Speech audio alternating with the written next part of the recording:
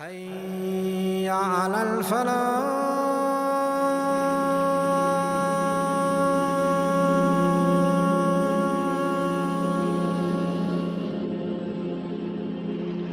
So the person says, listen, but I have worldly problems.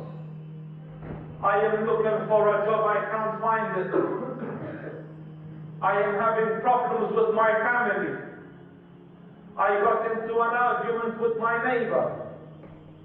My boss hates me. What should I do? Listen to the word of Allah Rabbul Izzah.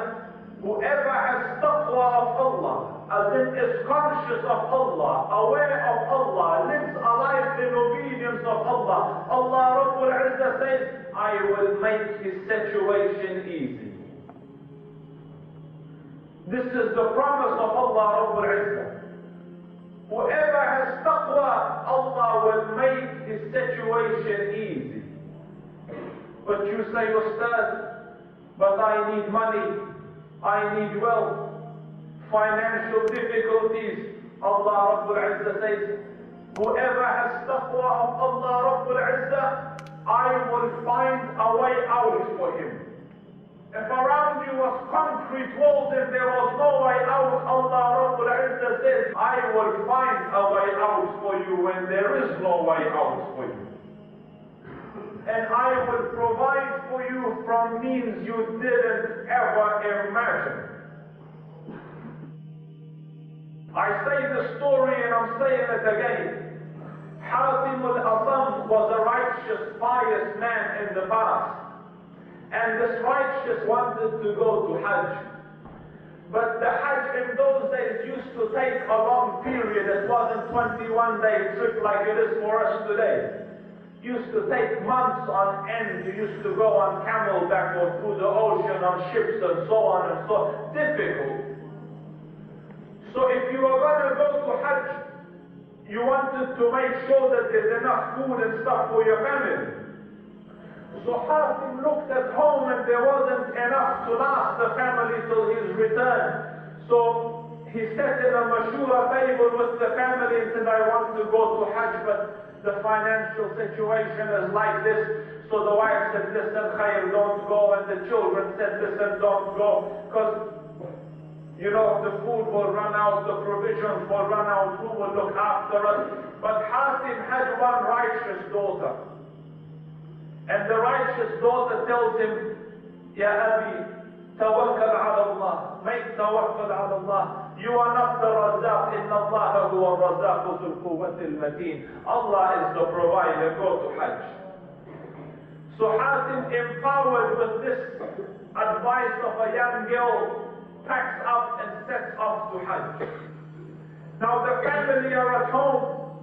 And sometime later, the food and provisions run out. And the mom and the other children start to blame this young girl. You and your big mom.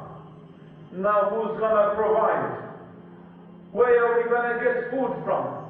So the young girl goes to the back room and looks up towards the heaven and raises her hand and she says, Ya Rabb, Anta qulta wa qawluka al-haq. ومن يتق الله يجعل له مخرجا ويرزقه من حيث لا يحتسب ومن يتوكل على الله فهو حسبه.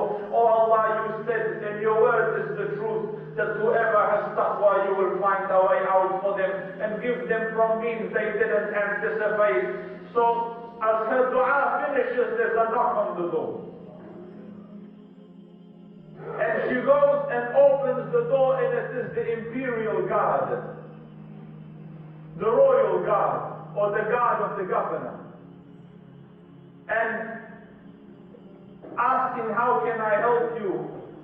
He says, listen, the governor's crossing through the suburb, and he's thirsting, and he's asked us to get some water for him, so be kind enough as to provide us a bowl of water for the governor. So the young lady goes and makes a nice bowl of water and gets a nice pot of water and makes it clean and presentable and goes and gives it to the guard. Take this to the governor. So the governor drank it and he found satisfaction in the drink. No, Allah put satisfaction in the drink. So when he finished, he said, where did you get the water from? So the guard said, from the house of Hatim. So the governor said, that righteous Hatim? He said, yes. So the governor said, we have to go say salam to him. So the guard says, Ya Amir, he's not here, he's gone to Hajj. So the governor said, oh, Allah made the governor say, then it is upon us to look after his family until he returns. Then it is upon us to look after the family until he returns.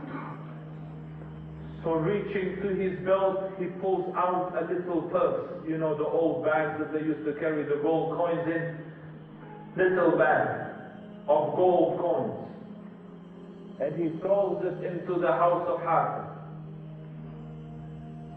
But Allah Rabbul Izzah wished to increase. So he looks at his men and says, whoever loves me, do as I have done. So all the men pull out their gold purses and throw it in the house of Hatim.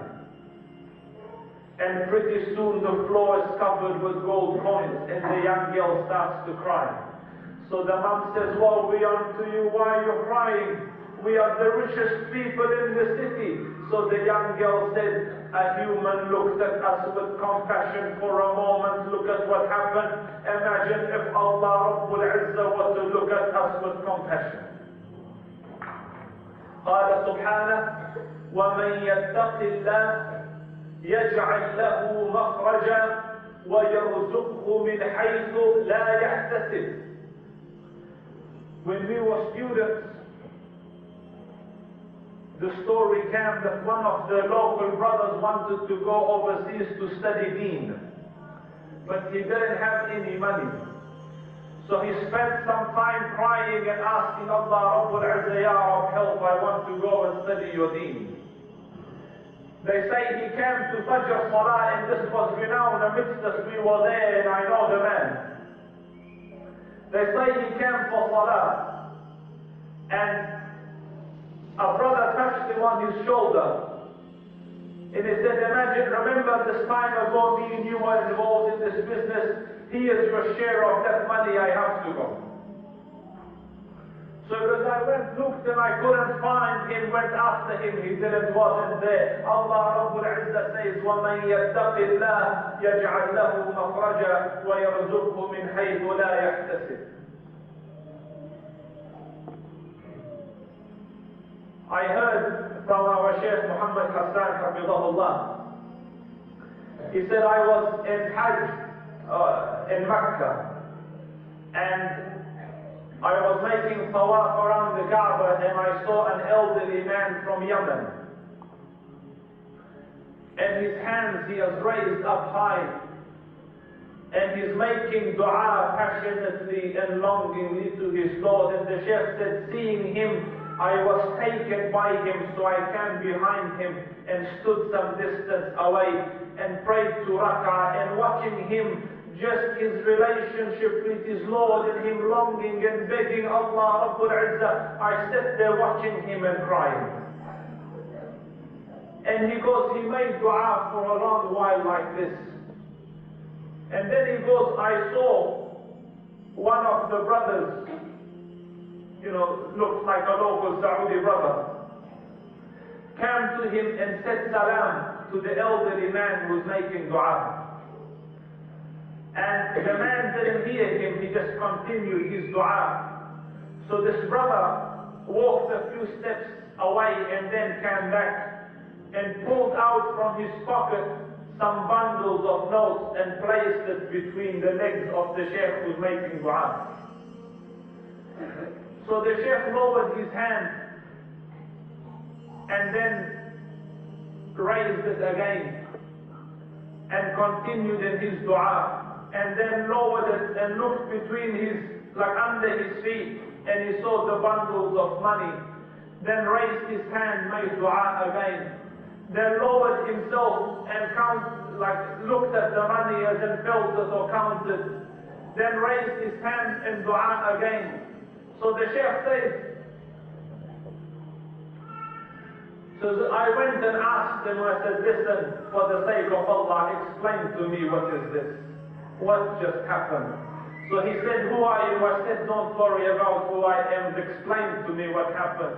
He goes, no one knows my difficulty except for my Lord. And I didn't ask any but my Lord. And Allah Rabbul Izzah gave me double or triple what I asked for. And Allah Rabbul Izzah says, وَمَنْ يَتَّقِ اللَّهِ يَجْعَلْ لَهُ مَخْرَجًا وَيَرْزُقْهُ مِنْ حَيْثُ لَا يَحْتَسِبُ.